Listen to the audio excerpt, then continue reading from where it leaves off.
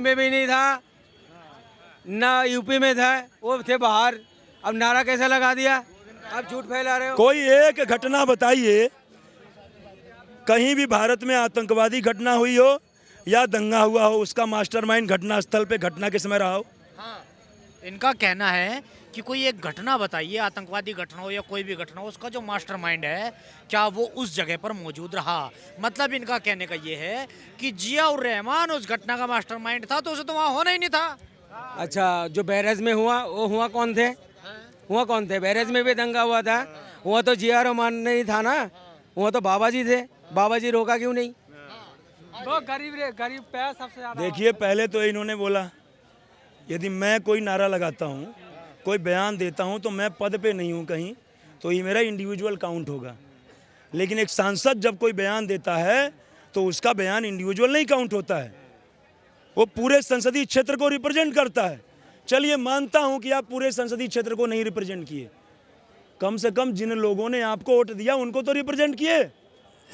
नहीं, अभी वो किस लिए जा रहे हैं बताएं तो, किस लिए जा रहे हैं भाई? आप कहीं, आप कोई यात्रा करने जा रहे हैं, कहीं जा रहे हैं तो कुछ तो आप अपना एजेंडा बताएंगे, किस लिए जा रहे हैं।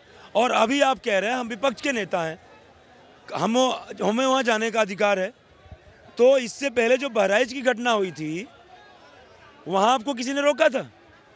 बहराइच की घटना जब हुई थी, रामगोपाल मिश्रा की हत्या हुई थी, 36 छर्रे उतार दिए गए थे सीने में, तब आप विपक्ष के नेता नहीं थे। अयोध्या में जो नाबालिग औरत लड़की के साथ रेप हुआ था, तब आप विपक्ष के नेता नहीं थे। कन्नौज में जब रेप हुआ था, तब विपक्ष के नेता नहीं थे। आज अब विपक्ष के नेता हो गए। ये खाली होड़ मची हुई है, कौन कितना क्रेडिट ले ले, मुस्लिम वोटों की ठेकेदारी का। समझ रहे हैं? आप जाके वहाँ क्या करोगे बताओ? राहुल गांधी ने ठेका ले रखा है ना देश में आग लगाने का। आप क्या करोगे बताओ? वहाँ पे क्या हुआ?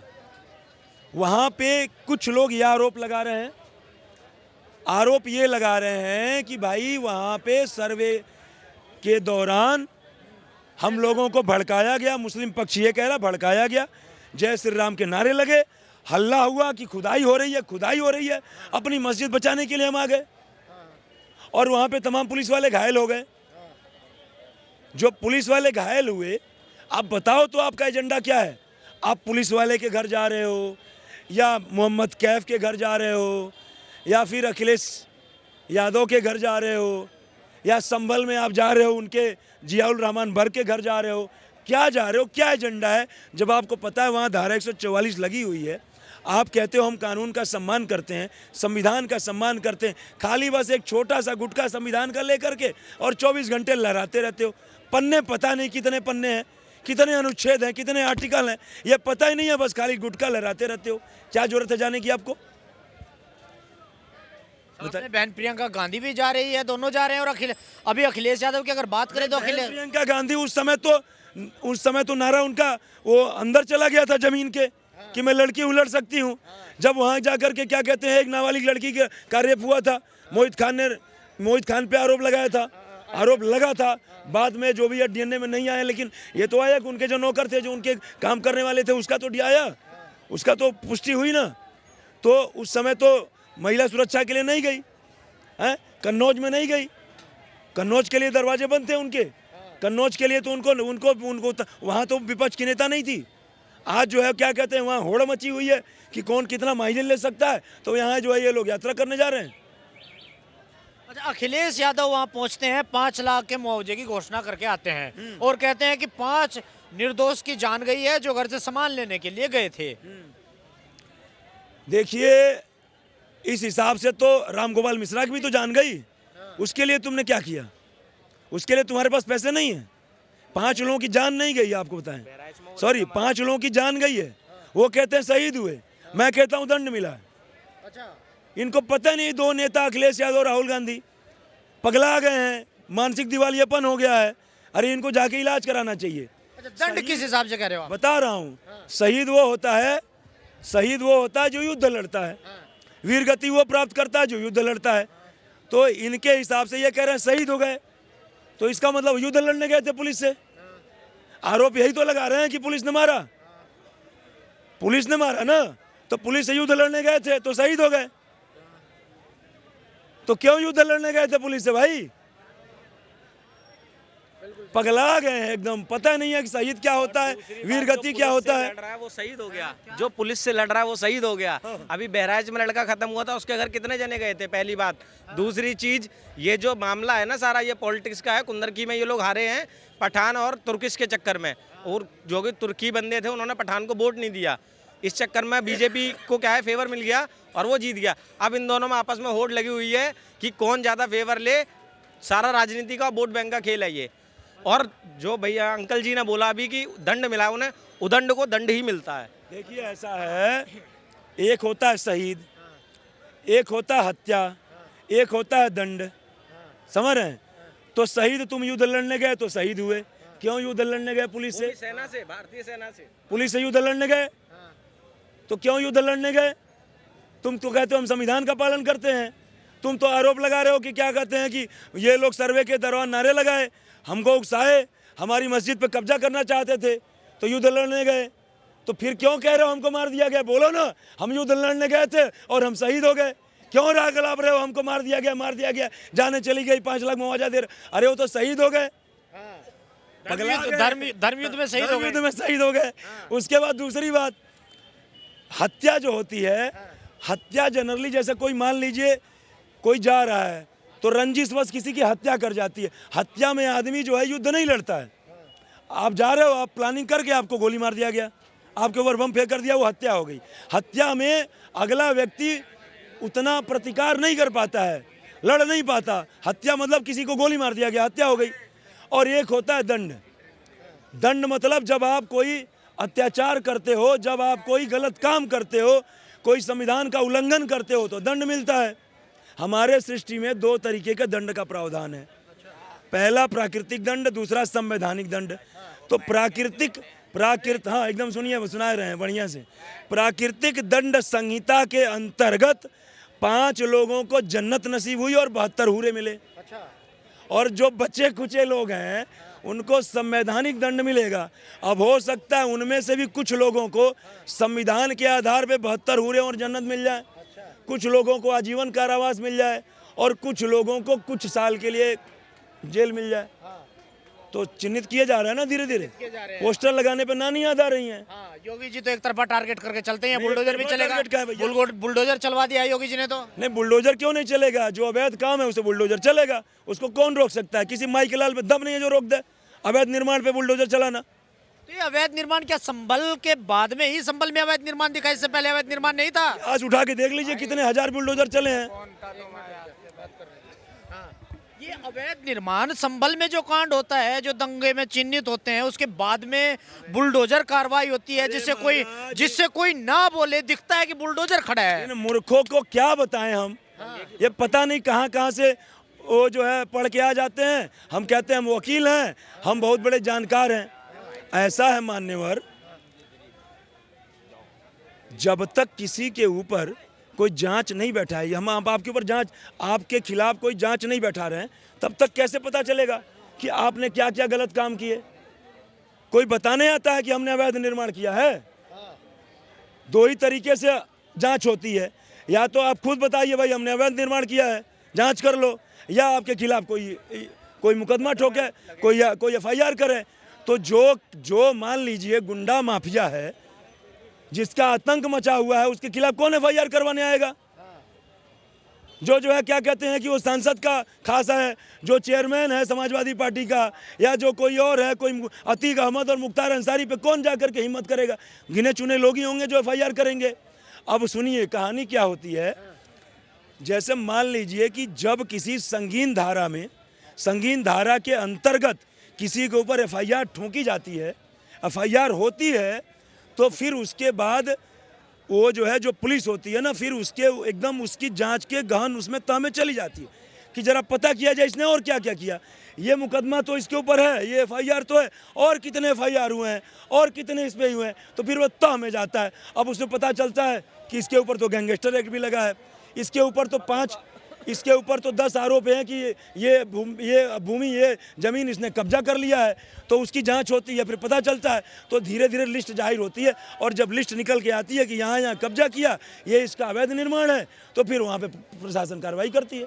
अच्छा दुबे, मेरा एक सवाल आपसे है, ये 2014 के बाद में ऐसा क्या हुआ है देश में जो हर मस्जिद के नीचे से मंदिर निकल रहा है? अभी आप संभल की बात करें, पहले तो तीन मंदिर की मांग रहे थे कि भाई अयोध्या, काशी और मथुरा। अब संभल भी आ जाता है उसमें, अजमेर की भी दरखास्त दे दी जाती है, अजमेर भी आ रहे हैं। उसके बाद में अभी कल पढ़ रहा था मैं कि भाई दिल्ली की जामा मस्जिद के लिए भी बात चल रही है। तो ऐसा क्यों हर मस्जिद? दे दो हमको 5 ग्राम, रखो अपनी धरती तमाम। क्या कहा था भगवान? मैंने भी सुना है, दे दो हमको 5 ग्राम, दे दो हमको 5 ग्राम, रखो अपनी धरती, वही खुशी से रह लेंगे, परिजन पसीना उठाएंगे। हैं लेकिन ये हाँ, रश्मि रथी तृतीय सर्ग में है ये। कवि रामधारी सिंह दिनकर ने इसका वर्णन किया है। तो लेकिन ये 5 ग्राम कहाँ हुए? ये 5 ग्राम का ये तो नहीं मांगे थे ना। अरे ये धर्म युद्ध तो आप करवाओगे। अरे तो धर्म युद्ध कब बताए? कौन से युग में धर्म युद्ध नहीं हुआ? हर मस्जिद के नीचे से अगर मंदिर निकलेगा तो देश में अराजकता फैलेगी। अरे अराजकता तो बहुत हो चुकी है, अब तो अराजकता बहुत हो चुकी है। हम बड़े प्यार से 3 मांग रहे थे, भगवान ने बहुत ही प्यार से 5 मांगे। बोले सारी सृष्टि ले लो, सारी धरती ले लो, 5 दे दो। नहीं तैयार हुआ दुर्योधन, और पूरा का पूरा जो है, पूरा का पूरा हस्तिनापुर पूरा का पूरा देना ही पड़ गया। तो हमने भी 3 मांगे थे, नहीं दोगे तो पूरा लेंगे। अच्छा, क्या अब जितने हैं, इतिहास जितने मंदिर बताता है वो सब लोगे, 3 नहीं दिए तो सब लोगे। सब लेंगे। क्यों? ऐसे देश का माहौल कितना कुछ बदल चुका है पिछले 10 सालों में, और ये तो बहुत ज्यादा खराब होने वाली स्थिति है। तो हो ही चुका है, अब क्या खराब होगा भाई? अब क्या खराब होगा? कहा जाता है हैदराबाद से कि 15 मिनट के लिए पुलिस हटा दो, दिखा देंगे कितनी ताकत है। हम तो कहते हैं एक बार सरकार से कहते हैं कि एक बार दे ही दो मौका, 15 मिनट के लिए देख लेते हैं किसके बाजुओं में कितना जोर है। अरे तलवार के दम पे सलवार पहनने वाले हमको दिखाएंगे अपनी ताकत है। अरे ये हमारी उदारता है कि 1947 में भी हम बहुसंख्यक थे और आज भी बहुसंख्यक हैं, लेकिन तब भी चाहते तो 2 दिन नहीं लगता तुम्हें पाकिस्तान खदेड़ने में, और आज भी चाहे तो 2 दिन नहीं 2 घंटे नहीं लगेंगे। लेकिन हम तुमको भाई मानते हैं, तभी तुमको भाईजान बोलते हैं। और तो सुनिए, हम तुमको भाईजान क्यों बोलते हैं? भाई मानते तो ही भाईजान बोलते हैं ना। लेकिन बताइए भाई कौन होता है? जिसकी माँ का मन हो। हमारी माँ और आपकी माँ एक हो तभी आप हमारे भाई हुए ना। हम गौ को माता बोलते हैं और तुम उनका भक्षण करते हो, तुम कैसे हमारे भाई हो गए? हम जबरदस्ती तुमको भाई के रूप में ढो रहे हैं। तो कब तक अत्याचार सहेंगे भाई? झूठे ब्लेम लगा रहे हो कि वहां जय श्री राम के नारे लगे सर्वे करते समय। मैं कहता हूं किसी के माई के लाल में दम है तो जो प्रूफ करता है, सर्वे करने के लिए जब जा रही थी टीम तो उस समय नारे लगे। उसके बाद हिंदुओं ने नारे लगाए। नाम बताओ किस हिंदू ने नारा लगाया? क्या नाम, क्या जिला, क्या तहसील है किसी के अंदर दम जो आगे राग लाभ रहे हैं खाली हवा में तीर उड़ाने से? मैं तो कह रहा हूं मुस्लिमों ने नारे लगाए, मैं भी तो कह सकता हूं ना। लेकिन मैं एक उदाहरण इस तर्ज पे बोल रहा हूं, जैसे तुम कह रहे हिंदुओं ने लगाए तो मैं भी तो कह सकता हूं मुस्लिमों ने लगाए। मैं कह रहा हूं नारे लगे, किसने लगाए हमको नहीं पता। अच्छा, एक तो जो ये बीजेपी के समर्थक हैं, इनकी सबसे बड़ी बात कि ये अब 2014 के बाद में ऐसे तैयार बैठे हैं कि 15 मिनट वाली बात तो ऐसे बोलते हैं कि दो 15 मिनट हमें, दो 15 मिनट। 2014 से पहले नहीं बोलते थे। हैं? नहीं, मैं कह रहा हूं दे देना चाहिए सरकार को भाई, दे देना चाहिए ना सरकार को। आप ये बताइए भाई, कब तक मान लीजिए हम ये चेतावनी सुनते रहेंगे? हमें गर्व होता है कि हमारे पूर्वजों ने तलवार के दम पे सलवार नहीं पहना, तलवार की नोक देख करके सलवार नहीं पहना। आज जो है भगवान, ये देखिए घमंड नहीं है। और हे ब्रह्मदेव मुझे माफ कीजिएगा, जनेऊ मैं भी पहनता हूँ, और ये जनेऊ जो है ना, ये ब्राह्मणों की जान होती है। और जो जान होती है ना, जो सबसे कीमती चीज होती है, उसको सबसे अंदर रखा जाता है। ये राहुल गांधी की तरह नहीं कि जैकेट के ऊपर जनेऊ डाल लिया जाए। एक छोटा सा उदाहरण देता हूं मैं। नारी घर की लक्ष्मी होती है, चाहे वो हिंदू की हो, चाहे मुसलमान के घर की हो, चाहे किसी की हो। और जो घर की लक्ष्मी होती है ना, उसको जो है बीच चौराहे पे नहीं रखा जाता है, उसको कुंडी पे कुंडी पे कुंडी पे कुंडी लगा के रखा जाता है। ये जनेऊ है ब्राह्मणों का। ये जनेऊ जो है त्वचा से सटा करके रखते हैं हम लोग, अपने जान से अपने लगा करके जनेऊ रखते हैं। और हम जो है ब्राह्मणों ने, हिंदुओं ने जनेऊ के पहाड़ लगा दिए तमाम जगह राजस्थान में कहाँ लगा दिए, अपने धर्म से समझौता नहीं किया। हिंदू नारियों ने जौहर तक स्वीकार कर ली, क्या कहते हैं कि वो क्या कहते हैं, जौहर किया, लेकिन इस्लाम धर्म नहीं कबूल किया। नालंदा यूनिवर्सिटी को जलाया गया तो कोई पैसा रुपया लेकर के नहीं भागा, लोग वेद पुराण शास्त्र लेकर के भागे, जंगलों में बिना खाए पिए कल कंदमूल फल खा करके उस वेद पुराण को रटे, और रटने के बाद फिर आज वो किसी तरीके से जब वो रटे तो उसको जो है आज शास्त्र में उसको दोबारा उल्लिखित किया गया। ये वेद पुराण की ही देन है कि आज जो है 500 सालों बाद भगवान राम का भव्य मंदिर अयोध्या में बन पाया।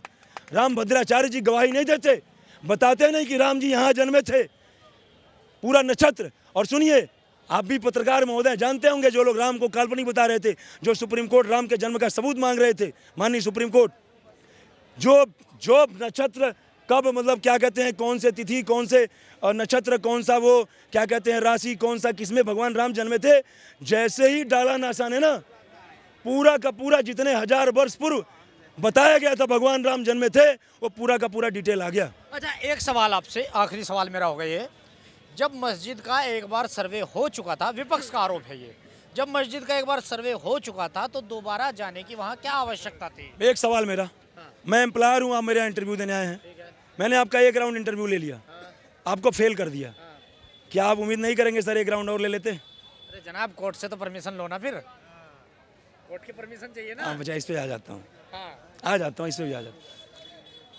कोर्ट यदि अपने आदेश में ये कहता कि सर्वे सिर्फ एक बार करके आइए, तो दूसरी बार कोर्ट की परमिशन जरूरी होती।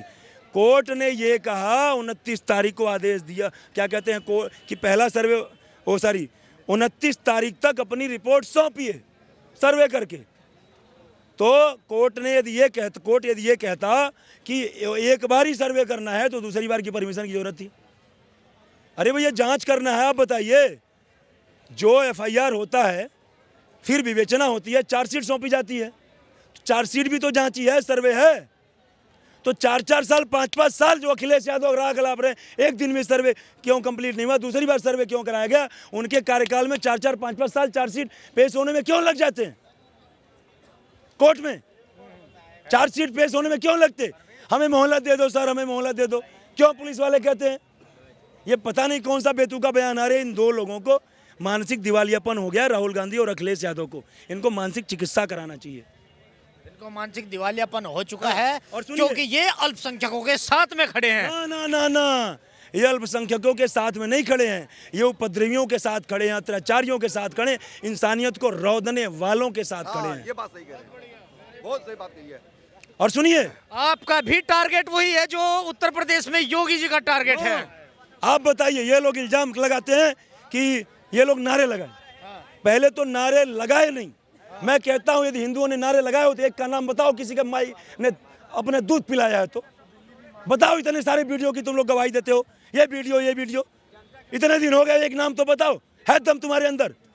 झूठ बोल रहे हैं। मैं तो कहता मुस्लिमों ने नारे लगाए अपनी सफाई देने के लिए कि हमारे मस्जिद पे हमको भड़का रहे थे, इसलिए हमने दंगे करवाए। और सबसे बड़ी बात, इस दंगे को भड़काने में 99% हाथ जियाउल रहमान बर्क का है। सबसे पहला नारा तो लाखों लोगों के साथ जियाउल रहमान बर्क ने लगाया।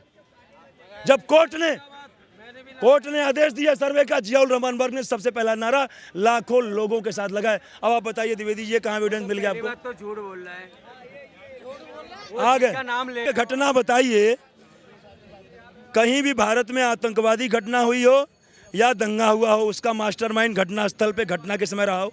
हाँ, इनका कहना है कि कोई एक घटना बताइए, आतंकवादी घटना हो या कोई भी घटना हो, उसका जो मास्टरमाइंड है क्या वो उस जगह पर मौजूद रहा। मतलब इनका कहने का ये है कि जियाउर रहमान उस घटना का मास्टरमाइंड था तो उसे तो वहाँ होना ही नहीं था। अच्छा, जो बहराइच में हुआ वो हुआ कौन थे? बहराइच में भी दंगा हुआ था, हुआ तो जिया रहमान नहीं था ना, हुआ तो बाबा जी थे, बाबा जी रोका क्यों नहीं?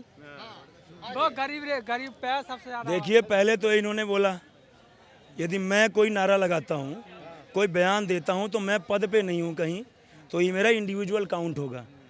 लेकिन एक सांसद जब कोई बयान देता है तो उसका बयान इंडिविजुअल नहीं काउंट होता है, वो पूरे संसदीय क्षेत्र को रिप्रेजेंट करता है। चलिए, मानता हूँ कि आप पूरे संसदीय क्षेत्र को नहीं रिप्रेजेंट किए, कम से कम जिन लोगों ने आपको वोट दिया उनको तो रिप्रेजेंट किए। लाखों लोगों ने आपको वोट दिया, तो जितने लोगों ने आपको वोट दिया आपने उनके साथ नारा लगाया कि वहाँ मस्जिद थी, मस्जिद है, मस्जिद रहेगी इंशाल्लाह, या मानेंगे कि नहीं मानेंगे बताइए? जब एक सांसद बोल रहा है इंशाल्लाह इंशाल्लाह, मस्जिद थी, मस्जिद है, मस्जिद रहेगी, तो लाखों लोगों के साथ लगाया कि नहीं लगाया? जब कोर्ट कह रहा है कि वहाँ मस्जिद मंदिर हो सकता था उस समय 15, भाई कोर्ट ने आदेश तभी तो दिया जब संदेह किया तभी तो आदेश दिया सर्वे का। तो जब कोर्ट कह रहा है, जज माननीय जज कह रहे हैं कि वहाँ मंदिर हो सकता था, तो आप कैसे कह रहे हो मस्जिद थी, मस्जिद है, मस्जिद रहेगी? ये तो कोर्ट का अवमानना है, कंटेम्प्ट ऑफ कोर्ट है, कोर्ट का अपमान है। तो जो शख्स कोर्ट का अपमान कर सकता है, कंटेम्प्ट ऑफ कोर्ट कर सकता है, वो दंगा क्यों नहीं भड़काने का प्रयास कर सकता है?